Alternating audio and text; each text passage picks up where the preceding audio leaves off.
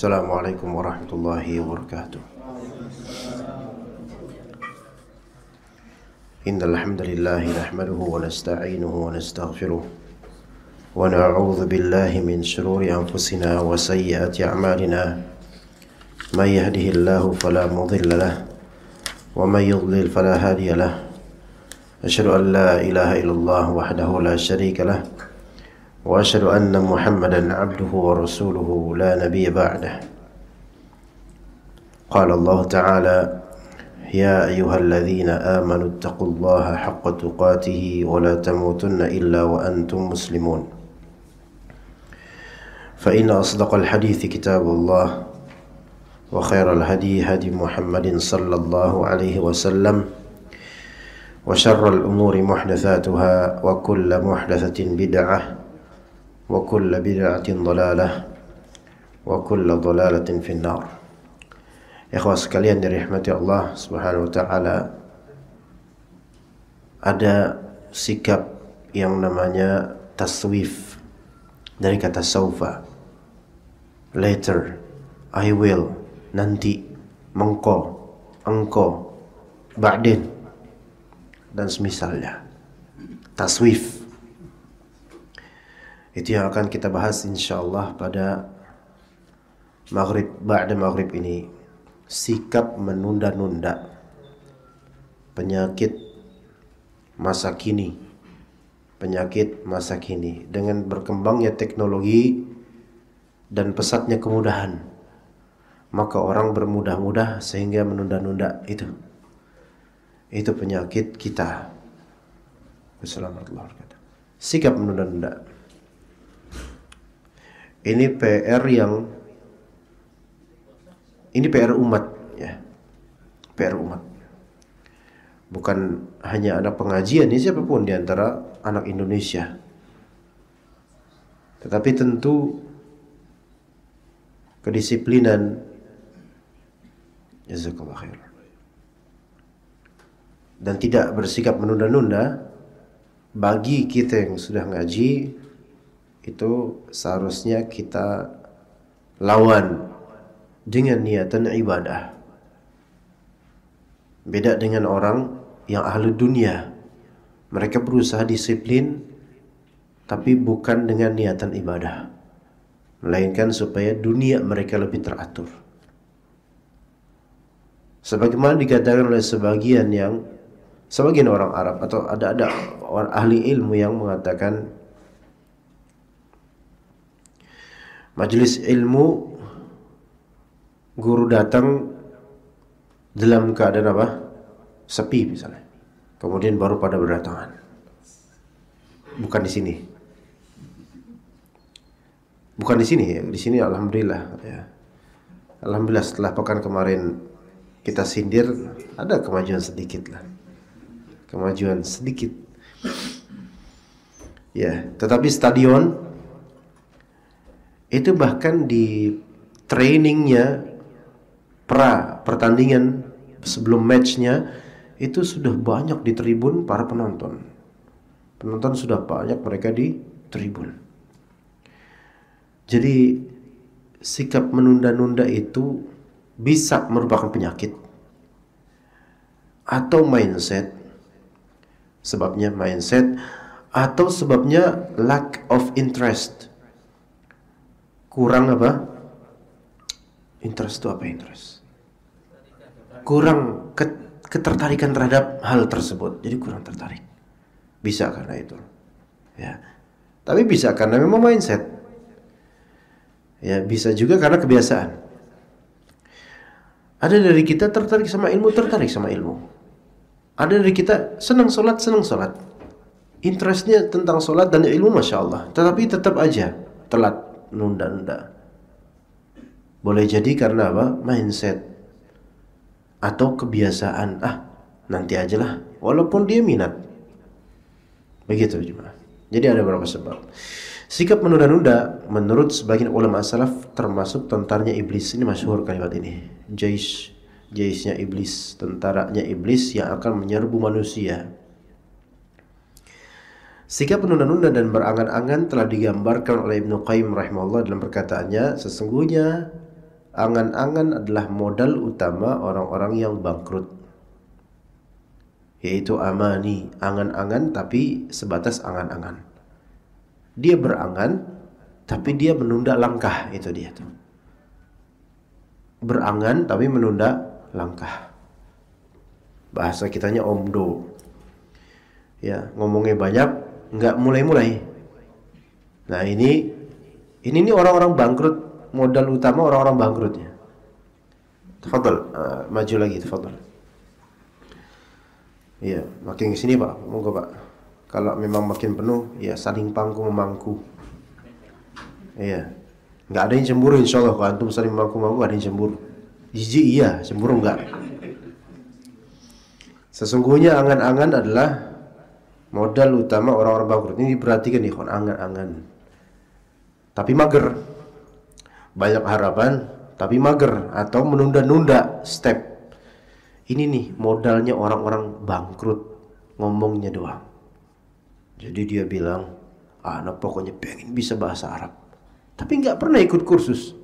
Ada kajian bahasa Arab nggak datang dia. Ditanya antum mau nggak bisa bahasa Arab? Ana mau akhi. Antum tentara apa namanya, antum ngikutin tentaranya iblis. Orang bangkrut antum tuh. Banyak ngomongnya doang. Sikap menunda-nunda adalah seorang hamba berangan-angan untuk melaksanakan suatu hal setelah beberapa waktu dari umurnya berlalu. Jadi gitu terus ngomongnya. Pokoknya harus bisa bahasa Arab. Ntar setahun lagi ngomong kayak gitu lagi. Iya, sampai dia mati pun masih ngomong kayak gitu. Pokoknya mau bisa bahasa Arab. Orang ini tidak tahu bahwa ajal dapat menjemputnya setiap saat. Dan penunda-tundaan yang terburuk adalah menunda-nunda taubat. Taswifut taubah. Itu yang paling buruk ya. Seorang penyair Arab berkata, "La turajji 'amal al-yawmi ila al-ghadi la'alla ghadan ya'ti wa anta faqidu." Janganlah engkau menunda-nunda amalan hari ini untuk esok. Besok aja deh. Nah, ini bisa. Besok aja deh. Karena bisa jadi esok datang namun engkau telah tiada. Esok itu absolut. Tapi eksistensi kita untuk esok hari relatif, tergantung bagaimana takdir Allah Ta'ala. Ya, besok masih ada nggak insya Allah? Masih kan? Pasti kan? Masih, karena bukan Jumat kan besok kan? Iya. Karena hari kiamat, hari apa nanti? Ininya Jumat. Besok hari apa? Selasa. Tenang, masih 4 hari lagi. Diriwayatkan dari Abu Ishaq. Artinya ya ikhwan, besok tuh absolut ada. Tapi keberadaan kita esok hari belum tentu, itu dia. Kembali yang kayak pekan kemarin, ada motivasi antum untuk menyimak kajian misal minimal berapa kali dalam sehari? 3, cobalah. Coba rutinkan dulu itu.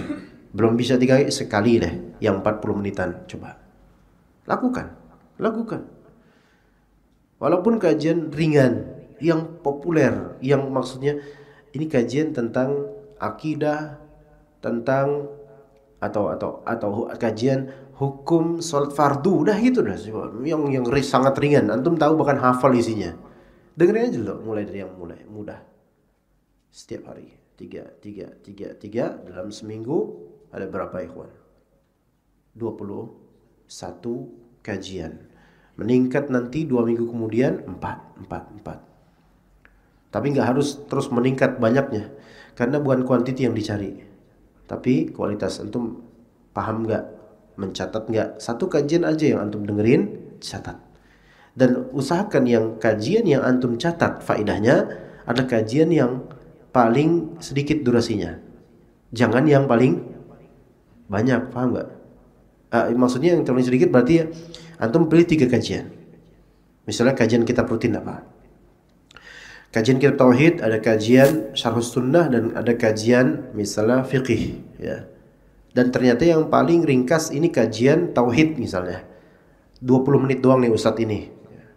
Dan kajian syarhus sunnah 40 menit, kajian yang fiqih bisa 1 jam. Maka jadikan kajian yang 20 menit ini sebagai dengaran antum juga tulis faedah.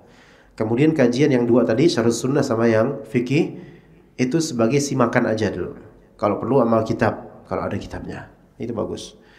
Nah, kajian yang coba kayak gini. Jadi kajian yang apa namanya ditulis tadi, kajian apa? Tauhid 20 menit, antum siapkan.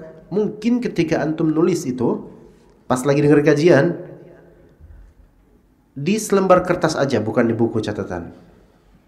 Di selembar kertas. Ya, selembar kertas. Kan namanya nyatat kajian kan kadang-kadang berewokan tulisannya, ya. Assalamualaikum. Ya, ancur-ancuran gitu, cepet-cepetan ya. Syukur-syukur bisa di rewind atau di apa namanya? Diulang 10 menit kalau di YouTube kan. 10 menit, 10 detik gitu kan. Nah, bisa diulang, ya. Nah, dari kertas tersebut kemudian kan itu masih acak adul tuh. Antum murojaah lagi, antum salin dengan tulisan antum yang Masya Allah itu di buku catatan yang sebenarnya. Iya, dengan warna-warni boleh, dengan stabilo ditambah stabilo boleh. Jadi terangkai dengan baik nih hasil catatan saya today. Iya. Ya, terus kertas yang tadi apa? Ya legendakan, taruhlah di mana gitu. Atau mungkin dikucuk-kucuk ya, terus masukin air minum. Iya. Insya Allah tidak ada efek ya. Coba seperti itu. Minimal satu kajian aja deh yang bisa ditulis. Coba. Atau 2 hari sekali, fadl. Coba aja, jarib. Cobalah. Maka orang akan mengetahui suatu hasil setelah mencoba. Orang hanya membayangkan hasil ketika belum mencoba, hanya membayangkan. Tapi dia nggak mendapatkan hasil kalau dia belum mencoba. Kemudian diriwayatkan dari Abu Ishaq, ia berkata, pernah dikatakan kepada seseorang dari kaum Bani Abdul Qais, berikanlah nasihat kepada kami. Maka dia menjawab, waspadalah terhadap sikap menunda-nunda. Nah, ini disuruh waspada pada sikap ini. Artinya suatu sikap menunda-nunda itu ada pada diri manusia dan suatu saat akan datang pada Anda gitu. Maka ketika itu datang pada Anda, terutama dalam masa futur, waspada. Jangan dipelihara. Dan itu penyakit zaman sekarang. Diriwayatkan dari Al Hasan bin Ali bin Abi Thalib radhiyallahu anhuma ini huma kembali ke Al Hasan dan ke Ali. Adapun Abu Thalibnya mati dalam kekafiran. Berkata Al Hasan, janganlah kamu menunda-nunda pekerjaan. Sungguh engkau adalah orang yang berada pada hari ini, bukan pada hari esok. Seandainya engkau mendapati hari esok, maka jadikanlah hari esok seperti ini, tidak menunda-nunda pekerjaan. Tetapi jika engkau tidak mendapatkan hari esok, maka engkau tidak akan menyesal dengan waktu yang telah engkau pergunakan hari ini, karena sudah digunakan hari ini untuk menuntaskan pekerjaan. Begitu. Ya. Jangan menunda-nunda pekerjaan. Yusuf bin Asbat rahimahullah mengatakan, Muhammad bin Samurah As-Sayh pernah menulis surat kepadaku dengan sebagai berikut. Wahai saudaraku, janganlah sifat menunda-nunda pekerjaan menguasai jiwamu dan tertanam di hatimu. Karena hal itu dapat membuat lesu dan merusak hati. Gimana coba? Sikap menunda-nunda kalau menguasai jiwa dan tertanam di hati itu bisa membuat lesu dan merusak hati. Gimana? Kok bisa? Apa relevasinya? Apa koneksinya antara sikap menunda-nunda dengan lesu dan rusak hati? Apa? Karena bertumpuknya pekerjaan sementara harapan makin tinggi. Bertumpuknya pekerjaan sementara harapan makin bertumpuk. Jadi beban. Orang tuh kalau makin banyak bebannya, lesu dia. Dan rusak hatinya. Rusak hatinya. Coba, ada yang namanya nothing tulus atau nothing tulus ya. Apa arti nothing tulus, ikhwan? Tidak ada ketulusan sama sekali. Bukan. Tanpa beban, antum melakukannya zen gitu, asik gitu. Asik. Ya. Kenapa asik? Imma karena nggak ada beban, semua everything is okay gitu, everything is going well gitu loh. Atau emang nggak punya pikiran. Nah, kalau yang ini bukan antum insyaallah, ya. Nah, orang kalau misalnya kebanyakan hal yang ditumpuk untuk dirinya, pekerjaan, ketika dihadapkan pada tumpukan itu, dia stres dia. Stres. Banyak banget beban saya. Boleh kita lihat, Senin pagi adalah kumpulan orang-orang stres di Jalan Caman. Betul nggak? Bukan Caman aja, mana-mana, termasuk antum mungkin? Hah? Nggak ya, insya Allah nggak. Senin pagi, Monday morning, ya, itu merupakan momentum orang-orang stres pada ngumpul di jalan. Balapan mereka. Antum bedakan macetnya dan sikap tergesa-gesanya orang-orang di jalanan di Senin pagi dibandingkan Selasa pagi. Kerasa nggak bedanya, kawan? Kalau Anda kerasa? Kerasa. Orang kok pada Senin pagi terburu-buru, kenapa? Karena merasa beban dia tuh. Ada sesuatu yang membebani dan bertumpuk pada dirinya. Biasanya kenapa? Kebiasaan kita apa ya, kawan? Minggunya itu udah capek apa? Rihlah. Ya kan? Apa namanya? Pergi tamasya gitu sama keluarga, sama temen, touring, naik motor dari Sukabumi. Pulang Jakarta udah capek. Pegel banget nih ya. Kan touring. Masa touring pakai motor Supra? Enggak lah. Ya, touring pakai motor yang inilah, cowok lah ya. Wah, udah pegel tuh. Ya. Bertumbuk capek banget. Harus jam 8 sampai kantor. Bangun jam berapa? Telat. Terus menghabiskan waktu dengan handphonenya, WhatsAppan dulu. Taswif. Makan juga terburu-buru. Lihat tuh, kumpulan orang-orang yang stres di jalanan. Karena apa? Karena nggak teratur. Kenapa nggak teratur? Karena ada beberapa hal yang ditaswif olehnya. Ada beberapa hal yang ditaswif olehnya. Dan kita lihat momentum atau hari yang paling slow rata-rata apa? Kalau udah nyampe hari Jumat menuju sore, udah nyantai, udah mukosir semua orang jadi. Besok liburan santai lah. Pokoknya mulai dari jam 11.30 ya, itu para pekerja apa? Mereka udah menganggap udah setelah ini libur dah. Kenapa? Karena ini udah mulai mau Jumatan, udah ada bedtime. Atau bedtime waktunya tidur. Banyak orang memplanning apa ketika khatib khutbah tidur dia. Udah nawa itu tiduran pas Jumatan. Tidur dia. Terus kemudian selesai Jumatan jam 11.15 sekarang jam 12.15 atau 17.30 makan dulu ketoprak apa di kantornya, baru masuk jam 1.30. Itu udah kenyang, udah aduh mager, ntar juga jam 5 pulang, besok libur dah malas dah. Akhirnya pekerjaan ditumpuk buat ntar lah Senin gampang. Senin stres dia, aduh pekerjaan numpuk lagi, kepikiran dia pekerjaan. Udah capek, harus jam 8 sampai kantor, macet lagi. Ya udah gitu, banyak halangan. Terus habis itu sampai sana tumpuk pekerjaan, lihat tuh stres. Oke, benar di sini rusak hati kita kalau terbebani dengan penumpukan yang itu ulah kita sendiri. Ulah kita sendiri, ya kawan. Iya.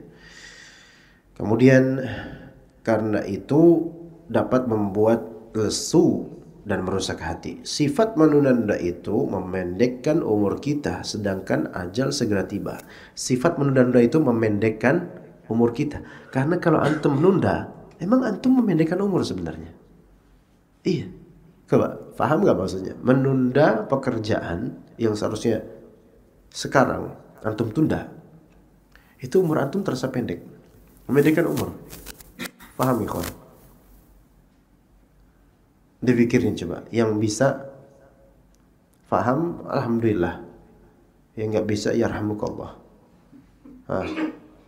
Sikap menunda itu memendekkan umur. Artinya sikap menunda itu, sifat menunda itu membuat antum tuh masih gitu-gitu aja gitu loh.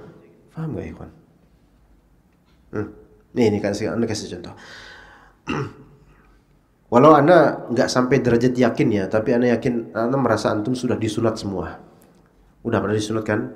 Sekarang ada seorang anak, dia sudah disunat usia 4 tahun. Kemudian ada anak lain, ketika dia lihat temannya disunat, dia nggak mau, takut. Taib, nanti aja nama, usia 5 tahun. Pas 5 tahun masih takut, 6 tahun, 6 tahun masih takut, 7 tahun. Emaknya sampai nah, jangan nunggu alot, repot nanti nak, gitu. 8 tahun, 9 tahun, 10 tahun baru sunat. Sekarang yang anak yang satu tadi 4 tahun atau 3 tahun sudah sunat. Dia telah memotong usia ini nih. Sekarang udah disunat sejak 3 atau 4 tahun. Ini baru 10 tahun disunat.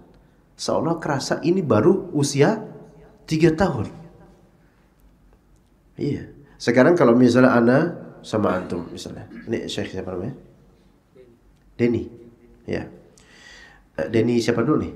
Karena banyak Denny di dunia ini. Denny siapa? Denny Purwanto atau Denny Aryansyah. Syekh Denny, Mas Denny misalnya. Kita punya pekerjaan sama, tugas yang sama. Oke. Angkut barang. Ana angkut 40 karton, antum 40 karton. Tentu dalam contoh ini harus ana yang terpuji, antum yang tercela ya. Maka karena ana kan ustadznya, masa ana tercela. Kalau antum nggak terima bisa keluar. Nah kemudian ana angkat 40 karton sekarang, right now ana angkat.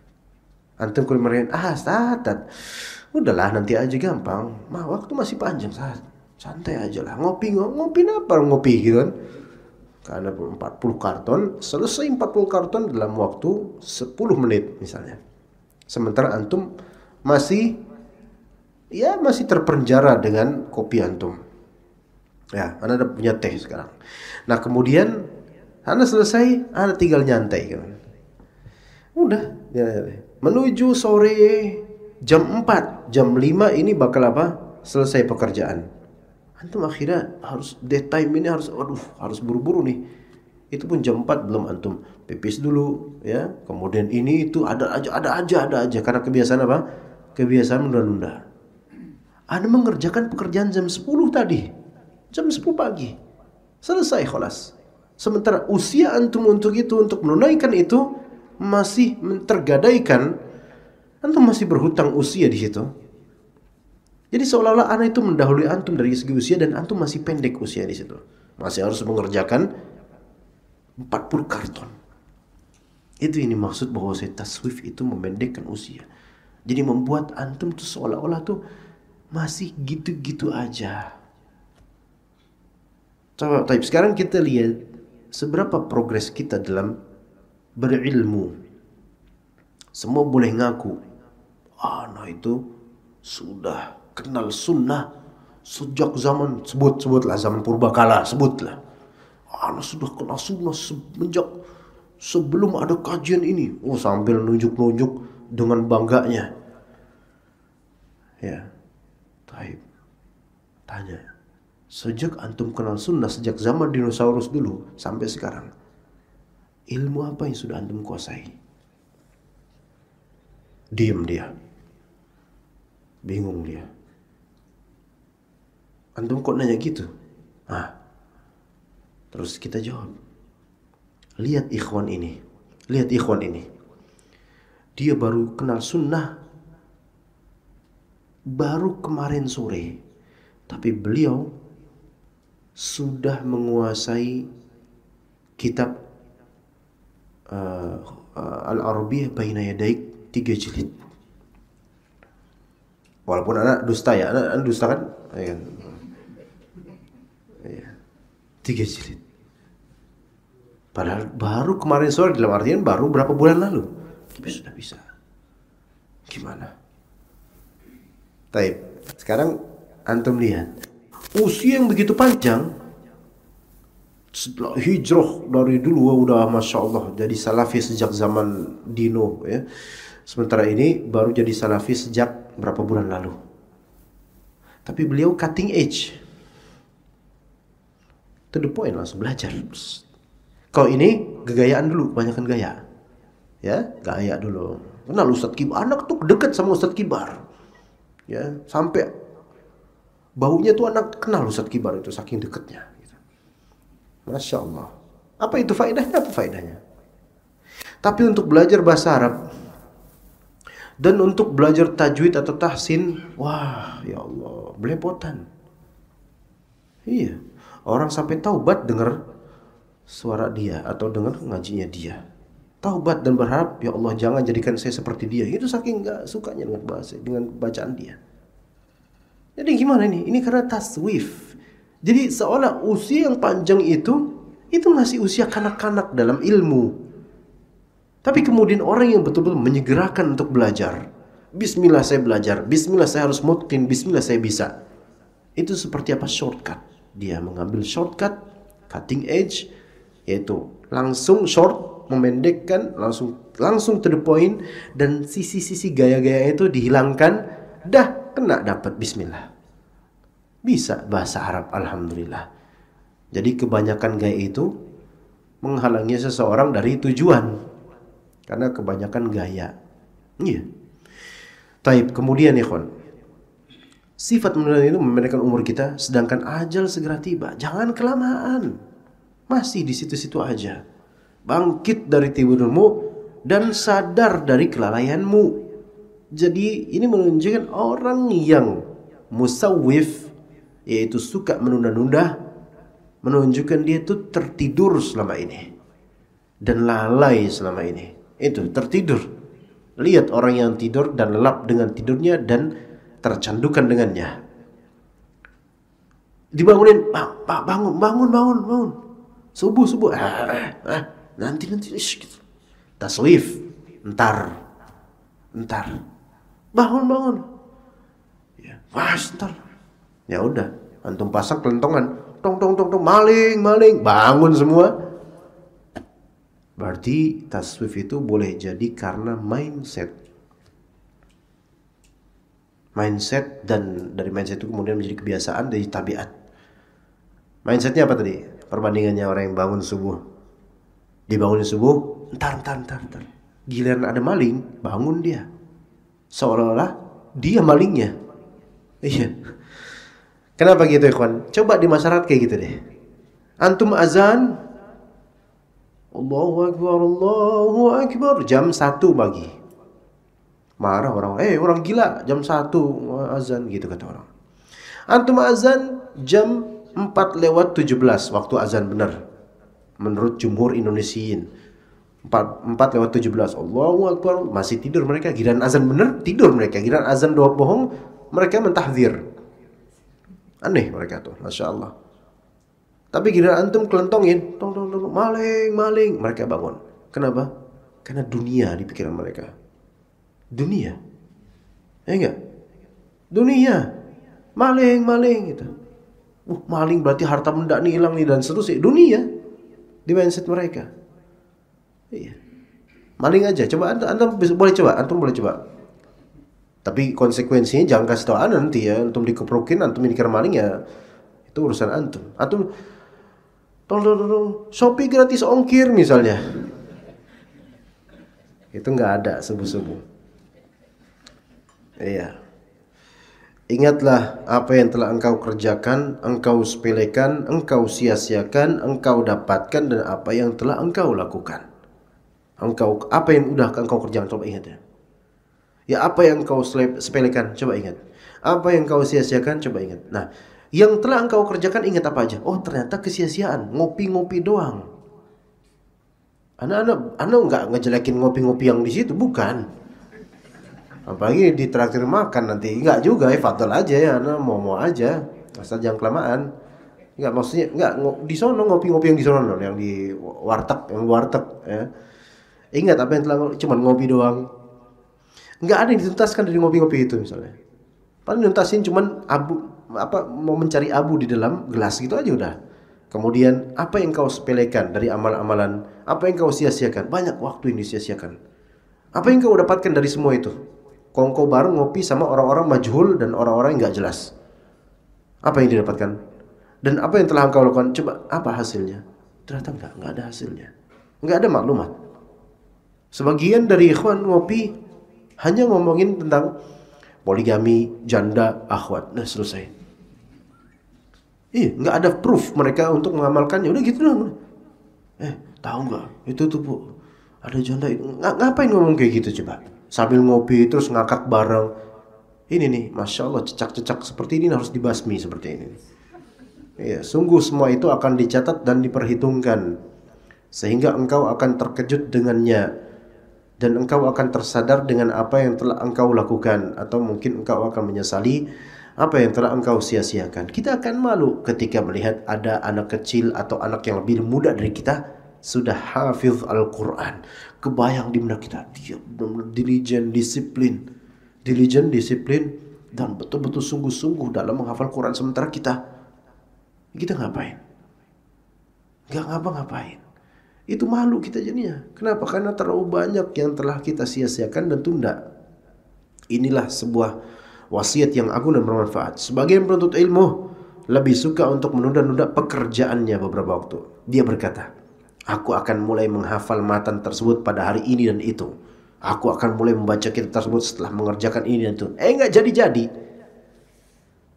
Nggak jadi-jadi. Sekarang tanya, berapa buku yang ada di rak antum? Atau sebelumnya, antum punya rak atau enggak? Itu dulu deh. Ya. Taib. Antum borong buku dari pustaka fulan. Lagi euforia awal-awal hijrah ke Madinah ya. Kemudian buku lagi diskon 30%, 40% ya. Masya Allah, diskon nih. Akhirnya antum beli banyak buku-buku fulan. Ini yang cadas nih bukunya nih. Iya, sampai rumah ngapain? Hah? Itu masih bagus dipajang. Lah ini masih disegel terus di plastik, udah masih di situ aja, ngegelosok aja di situ udah bukunya. Fokus dengan bini, fokus dengan handphone, fokus dengan yang lainnya dan seterusnya. Lupa sama bukunya. Enggak dibaca. Nanti baca gampang lah, yang penting signature dulu ya. Tanggal sekian saya belinya gitu. Iya. 10 tahun kemudian dia melihat tanda tangannya sendiri. Udah 10 tahun Masya Allah. Ya ikhwan, Anda sudah memiliki buku ini 10 tahun loh. Ditanya sama teman-teman, isinya apaan? Isinya adalah wallahu a'lam. Nah, lihat 10 tahun dia mentaswif baca kitab yang tadi dia hasrati untuk apa? Dibaca. Itulah nasib jumhur kitab antum di rak itu. Betul gak? Betul, akuin aja, nggak perlu ngangguk, nggak apa-apa. Ana mengaku, ana memaklumi gengsi antum, ana memaklumi itu. Iya. Hatta kutip kecil ya kawan, kutip kecil yang kalau rayap melihat, rayap bilang ke antum, ya akhi, lebih baik buat ana daripada buat antum, kata rayap. Nggak dibaca, nggak dibuku. Kitab kecil kutip hanya 100 halaman. Itu dalam waktu sejam selesai. Tapi kenapa kok nggak bisa-bisa? Taswif, menunda-nunda. Ingat, debu yang satu kalau enggak antum geser, enggak geser dia. Karena nunda-nundanya antum. Tetapi mobil yang besar itu, kalau antum bergegas menyalakannya kemudian membawanya, terbawalah dia. Artinya, bukan masalah itu pekerjaan berat atau ringan, tapi hati antum yang merasa berat untuk segera melakukannya atau ringan untuk segera melakukannya. Itu sebenarnya. Iya, itu sebenarnya. Kayak misalnya isbal nih, menjulurkan celana atau kain di bawah mata kaki. Taib. Lebih berat mana? Isbal atau enggak isbal? Dari segi gram. Isbal lebih berat. Enggak? Ini lebih panjang sedikit. Sebagian orang isbalnya 2 meter loh kan. Isbal lebih panjang, ya kan, lebih berat. Tapi bukan itu sebenarnya masalahnya kan. Yang masalahnya berat itu apa? Ini. Ya ditanya, kapan antum angkat ini? Mas, nggak bisa. Nanti insya Allah pas Anda dapat hidayah. Ya akhi, antum nyari hidayah di mana? Hidayah udah terlalu banyak. Hidayah mana? Majalah hidayah. Banyak produk hidayah dari mana? Ini sudah dapat hidayah ilmu, antum tahu hukumnya. Khalas, angkat. Jangan ditunda-tunda. Jenggot. Punya jenggot berat nggak? Secara miligram atau gram? Berat. Berat. Berat Pak. Mana ya Pak? Ashabul jenggot. Bapak maaf. Berat nggak Pak jenggotnya? Enggak ringan ya. Geleng-geleng bisa. Enggak ada pakai jenggot, punya jenggot terus kayak gini tuh bungkuk lah. Kenapa Pak? Keberatan jenggot, afwan gitu nggak ada. Nggak berat, ringan. Tapi apa yang bikin berat bagi sebagian orang? Ini hati, karena mindsetnya nunda punya jenggot, mikir macam-macam. Kok nanti saya punya jenggot, terus saya dituduh teroris. Ya ikhwan, ada nggak di antara antum yang pernah dituduh teroris langsung gitu? Teroris loh, gitu nggak ada. Paling bisik-bisik orang. Kalau dia bisik-bisik, antum titip aja tas antum di dia. Bisik-bisik nih, nah Pak, mau dititipin tas? Titip aja tasnya ke dia. Dia nggak bisik-bisik lagi, lari dia, dikira bom. Iya, gituin aja. Kan gampang kan untuk membuat orang yang tadi takut makin takut, biarin aja makin takut. Pikiran juga, kalau misalnya saya punya jenggot nanti saya dikira sawah gitu. Kenapa emang sawah? Tahu sawah? Salafi Wahabi. Nggak apa-apa. Karena masalah. Ya sebagian orang tuh nggak mau jenggotan, kenapa? Karena mirip sama orang-orang ini. Anda nggak mau mirip sama antum. Anda mau kayak orang-orang pada umumnya. Ya ikhwan, jenggot ini izzah, sunnah Nabi SAW, dan juga para salaf kita berjenggot. Laki-laki ini. Iya. Jadi taswif itu benar kata sebagian salaf tadi, yaitu diantara tentara syaitan. Karena di balik taswif ternyata ada bisikan syaitan. Ada bisikan syaitan yang memanipulasi seolah-olah bisikan itu nyata nanti akan terjadi, padahal belum tentu. Jadi ditunda lah gitulah sama dia. Terkait hukum dari perkataan semisal ini ada perinciannya. Jika jadi aku akan mulai menghafal matan tersebut pada hari ini dan itu, aku akan mulai membaca kitab tersebut setelah mengerjakan ini itu. Kalau pada saat dia mengucapkan perkataan tersebut dalam keadaan sibuk membaca atau menghafal, maka sesungguhnya dia ada dalam kebaikan, bagus. Namun ia hanya berpindah dari satu kebaikan menuju kebaikan yang lainnya. Misal, antum membeli kitab penjelasan zikir pagi petang, tapi antum sedang ingin menghatamkan kitab Pesona Surga misalnya. Tahu kitab Pesona Surga ada tuh Pak, warna hijau, bagus tuh. Antum kalau lagi sedih baca aja itu. Ya, Pesona Surga, antum pengen khatamkan kitab itu. Tapi antum beli dulu deh kitab penjelasan zikir pagi petang. Yang ini insya Allah nanti saya baca setelah menghatamkan kitab ini. Ini bagus, nggak apa-apa, boleh. Adapun jika maksud dari ucapannya tersebut semata-mata untuk menunda-nunda pekerjaan dan baru akan memulainya pada hari ini dan itu, maka tidak dilakukan lagi. Ini termasuk tipu daya iblis. Karenanya wajib atas seorang yang mendambakan ilmu dan menghiasi dirinya dengan sifat ahli ilmu. Karenanya wajib atas setiap orang yang ini gimana kalimat kurang tepat ini. Ala kulli hal, hendaknya dia tidak menyanyiakan, ini titiknya ini ganti dengan koma. Ya, hendaknya dia tidak menyanyiakan sesaat pun waktunya. Bacalah kisah-kisah tentang kesibukan sebagian besar kaum salaf. Niscaya kita akan takjub terhadap cara mereka dalam memanfaatkan waktu. Baik, di sini ada beberapa contoh kesungguhan ulama salaf dalam memanfaatkan waktu. Dan memang orang yang suka menunda-nunda itu adalah orang yang sering melalaikan waktu. Sungguh seperti itu memang. Benar. Orang yang suka menunda justru orang yang justru gabutan orangnya. Bismillah.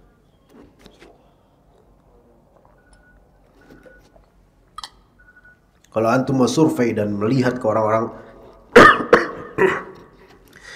rata-rata yang banyak gabutnya, banyak free time-nya, itulah yang banyak nunda-nunda waktunya. Sementara yang banyak kegiatannya, banyak konsentrasinya, itu adalah orang yang tepat waktu, disiplin, dan punya pemetaan waktu dan amalan. Maka jangan sampai kita menjadi orang yang banyak free time dan leisure time-nya. Leisure time itu ya free time. Seorang muslim itu sebenarnya setiap waktunya itu berharga.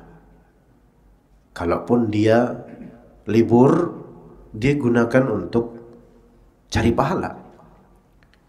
Baca buku, baca kitab, dengar kajian, ya Allah sekarang banyak banget. Jadi nggak ada tuh bagi kita ahlus sunnah diam sambil bengong ngeliatin mobil lewat, nggak ada. Ngapain kayak gitu? Ya, itu kadang-kadang malah orang empet ngeliatnya. Ana punya tetangga waktu di Kalibata dan sampai sekarang beliau masih seperti itu. Ada seorang nenek-nenek sejak tahun 90-an maksudnya. Itu hobinya duduk di depan rumahnya sambil ngeliatin orang yang lewat. Itu sampai tahun 2021. Masih kayak gitu itu orang. Dari sejak agak mudanya sampai sekarang sudah berusia nenek-nenek. Masih seperti itu. Kalau itu karena apa? Itu kebanyakan waktu kosong nggak dimanfaatkan untuk apapun. Jadi orang-orang juga sebel sama dia. Dan dia terhinakan dengan perbuatannya itu. Sekarang bedakan dengan misalnya ulama. Bedakan dengan ulama. Di rumah kalau nggak mendidik anak, mendidik istri, atau baca buku, atau sholat duha, ada aja pekerjaan. Ada aja pekerjaan. Iya. Atau dagang dan semisalnya, selalu ada. Maka jadilah seperti itu ya kawan. Di sini saya akan mengemukakan kepada Anda beberapa contoh dari kegigihan kaum salaf dalam memanfaatkan waktu mereka, hingga Anda dapat melihat sejauh mana keteledoran kita terhadap banyak waktu yang telah kita sia-siakan selama ini. Dengan harapan agar contoh-contoh yang kami sebutkan dapat menjadi pengobar semangat kami dan juga Anda sekalian, dan agar kita menyadari betapa banyak waktu-waktu mulia yang kita miliki telah berlalu dengan percuma. Dan riwayat-riwayat berikut menunjukkan kepada kita bahwa para salafus saleh sangat pelit terhadap setiap detik dari kehidupan mereka. Seperti yang telah dikatakan oleh Yahya bin Ubairah ketika dia menjelaskan tentang makna waktu. Yahya berkata, "Wal waqtu anfasu ma 'alaita bihifdhihi wa arahu ashala ma 'alaika yadhi'u." Waktu merupakan sesuatu yang paling berharga yang engkau sepatutnya jaga. Namun aku melihat waktu adalah sesuatu yang paling cepat hilang darimu. Ini namanya apa? Majas ironi ya. Kontras. Waktu ini sesuatu yang paling berharga yang harusnya dijaga, tapi justru yang paling cepat hilang dari kita. Betul. Kayak perkataannya Az-Zuhri atau lainnya dari salaf, aku tidak pernah melihat sesuatu yang paling meyakinkan tapi paling diragukan, yaitu kematian. Ya, maksudnya aku tidak pernah melihat sesuatu yang paling meyakinkan tapi orang-orang meskipun yakinnya mereka akan kematian, sikap mereka seolah-olah ragu akan adanya kematian. Faham gak maksudnya ikhwan? Mereka yakin mati itu ada. Orang pasti mati, mereka yakin. Tetapi sikap mereka itu tidak selaras dengan apa yang mereka yakini. Itu seolah-olah mereka gak bakal mati, gak ingat mati. Sama seperti ini. Kita melihat waktu adalah sesuatu yang paling berharga, betul. Dan paling harus kita jaga. Tapi dengan yakinnya kita bahwasanya waktu itu sesuatu yang paling berharga, kita adalah orang yang paling menyia-nyiakan waktu. Ajib ya. Di antara contoh-contoh yang kami tengahkan di sini, satu, apa yang diriwayatkan oleh As-Sam'ani dalam kitab Adab Al-Imla wal Istimla dari beberapa ahli hadis. Contoh yang ia sebutkan dalam buku ini menunjukkan bahwa tidak ada sedikit pun dari waktu mereka kecuali digunakan untuk mencari ilmu atau berzikir, baik dengan beristighfar, tasbih maupun tahlil.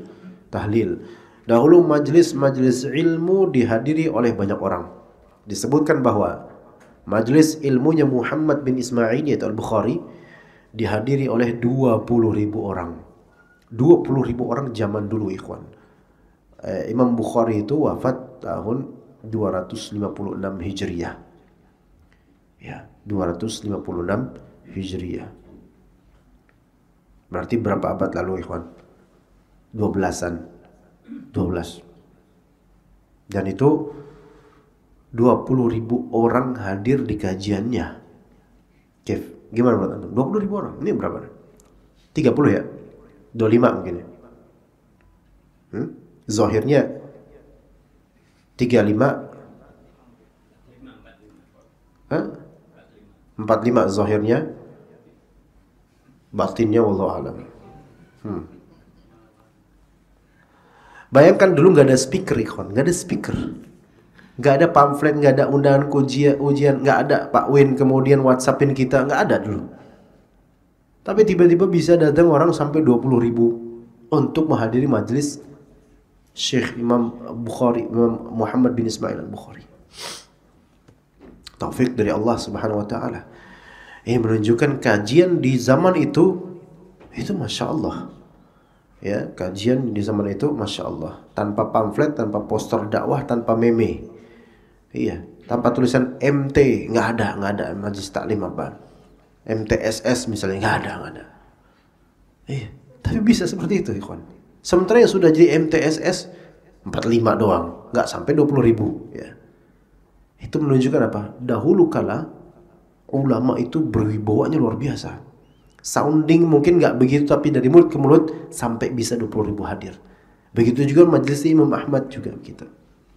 Yang dapat kita sajikan sebagai pelajaran dari riwayat ini adalah perkataan As-Sam'ani yang menyebutkan bahwa apabila seorang perawi hadis berkata, Waqi' telah memberitahukan kepada kami, akhbarana Waqi', kemudian orang-orang yang mendengarnya mulai menuliskan kalimat tersebut, maka perawi tidak menyia-nyiakan waktunya. Ia lantas berzikir pada saat itu, beristighfar, bertasbih kepada Allah Ta'ala hingga ia meneruskan perkataan berikutnya. Faham gak maksudnya? Bismillah. Dahulu kala majelis yang dihadiri oleh ribuan orang, beberapa darinya itu mereka memang pengen mencatat ilmu dan riwayat dari syekhnya. Sebagian besarnya hanya mendengar, nyimak, dengerin dan nyari berkah majelis. Itu boleh. Nah, itu boleh. Nah, yang bawa catatan ini itu kan mencatat apa? Sanad hadis dan hadisnya. Akhbarana Waqi', qal haddatsana fulan, qal an fulan, dan seterusnya. Jadi ditalqin oleh syekhnya. Misalnya Nabi bilang, "Fadhal antum tulis, ana diktekan, ana imlakan untuk antum." Qultu, aku berkata, akhbarana Hammad. Tulis. Nah, ketika antum menuliskan ada jeda tuh, anda ngomong ada jeda. Nah, jeda itu anda gunakan apa? Akhbarana Hammad.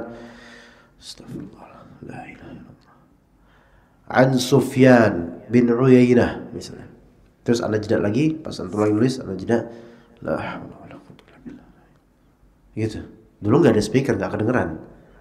Tapi karena sunyinya dan mungkin bersihnya hati kedengeran di mereka gitu loh. Kalau ini syekhnya berzikir di sela-sela penyebutan ilmu tersebut. Jadi nggak menyanyiakan, ikhwan. Ya, beda banget emang kita ya. Masya Allah, beda banget sama kita. Jadi kalau kita ketemu dengan ulama-ulama gini, kita tuh kerdil banget rasanya gitu loh. Malu gitu ngelihatnya. Ngelihat diri kita maksudnya. Ya, hingga ia meneruskan perkataan berikutnya. Perhatikanlah beberapa detik waktu yang dimiliki seorang perawi tersebut yang ia enggan menyia-nyiakannya. Lalu perhatikanlah bagaimana hari-hari dan waktu-waktu yang kita miliki berlalu begitu saja, jauh beda sama kita, ikhwan.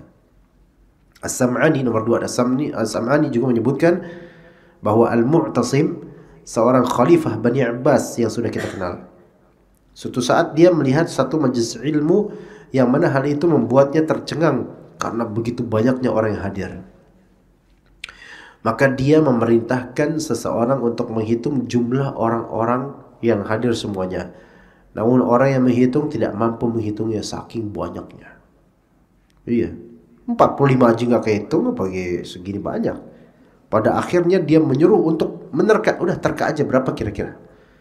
Ternyata menurut terkata mereka, jumlah orang-orang yang menghadiri majelis tersebut adalah 120.000 orang. Ini Camp Nou kalah ini. Enggak? Tribun Camp Nou kalah. Tahu Camp Nou enggak, Ikhwan? Enggak tahu. Gelora Senayan 90.000 kalah. 120.000, Ikhwan. Iya. Stadion bola Stadion bola mana yang paling besar, ikhwan? Ada yang tahu nggak? Stadion bola mana yang paling besar? Anda juga nggak tahu, makanya nanya antum. Nah, 120.000 stadion bola itu nggak sampai 120.000 kan? Nggak sampai.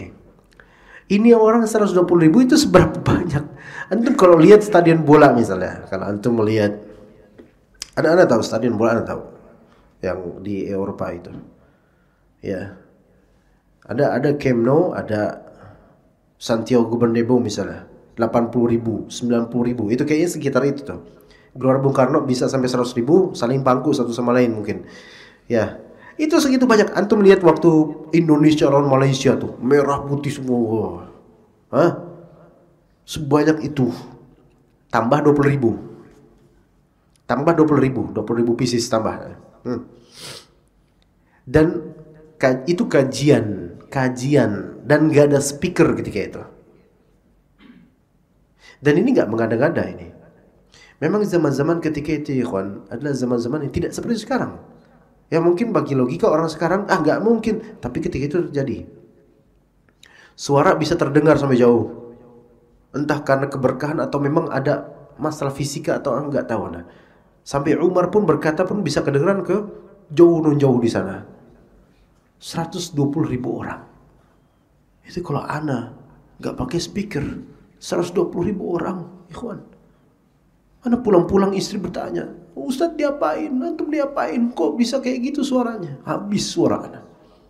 Ini 120.000 orang, ya kawan. Yang menjadi perhatian kita pada hadis ini, pada kisah ini adalah bahwa As-Sam'ani menyebutkan tentang para hadis ketika mengatakan Waqi' telah menyampaikan kepada kami, lalu para murid yang mendengarkannya mulai menulis apa yang mereka dengar. Maka perawi dalam waktu yang singkat ini tidak mau menyia-nyiakan waktunya. Dia segera mengucapkan tasbih, istighfar dan tasbih kepada Allah Ta'ala hingga waktu dia harus melanjutkan lagi periwayatannya. Lihatlah keadaan mereka sangat pelit terhadap berlalunya berapa detik saja dari waktu yang mereka dengan sia-sia. Pelit terhadap berlalunya berapa detik saja dari waktu mereka dengan sia-sia. Pelit sekali mereka. Lalu bandingkan dengan waktu-waktu yang sangat banyak berlalu dari kita tanpa terasa dan tanpa memberi manfaat yang baik. Maka keberkahan itu akan kelihatan kemudian dengan lihat sampai 120.000 orang dalam satu kajian. Kemudian yang ketiga, sebagian ulama menyebutkan bahwa Abdullah putranya Imam Ahmad rahimahullah berkata, demi Allah aku tidak pernah melihatnya itu Abdullah kecuali dalam keadaan tersenyum, membaca kitab atau sedang menelaah satu kitab. Jadi Imam Ahmad punya anak namanya Abdullah, makanya disebut Abu Abdillah. Itu sebagian ulama mereka menyebut tentang Abdullah ini.